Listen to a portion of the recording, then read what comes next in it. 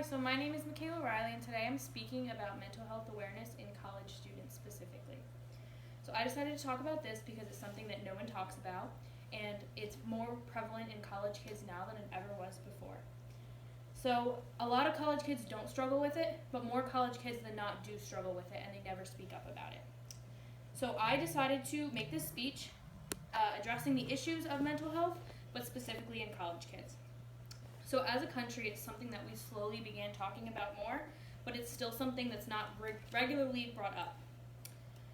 In one of the studies done across the U.S. in state schools, 50% of students reported their mental health as being below average or poor, and only 7% of parents among those 50% agreed with that statement.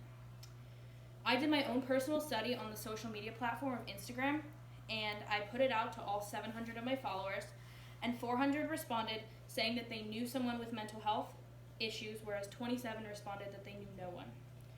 187 people said that they lived in a supportive environment of mental health, whereas 57 said that they didn't, and their parents strongly disapproved of mental health awareness and care. So I asked the question, if you felt that you were struggling with your mental health, would you speak up?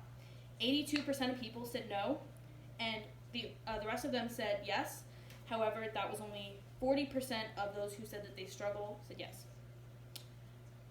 So a lot of times for college kids, this is their first time away from home, and that makes talking to a counselor or someone around them very awkward and hard. And that's kind of the only thing that we have on campus is counselors that we don't know or a doctor.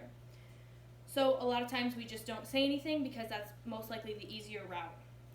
80% of college kids said that they were overwhelmed by the sole factor being that they were a college kid.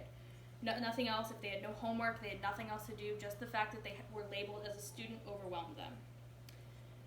44% of students studied across state schools were diagnosed with clinical depression, and only 75 of those 40% said that they would never seek help, while 80% of those 40% contemplated suicide or attempted.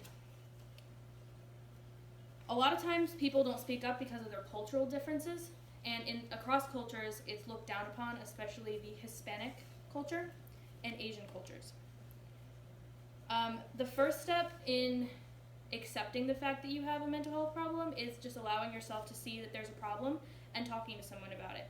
It doesn't necessarily have to be a doctor or a therapist, just someone that you trust, and ultimately your goal in the end should be to see a doctor or therapist.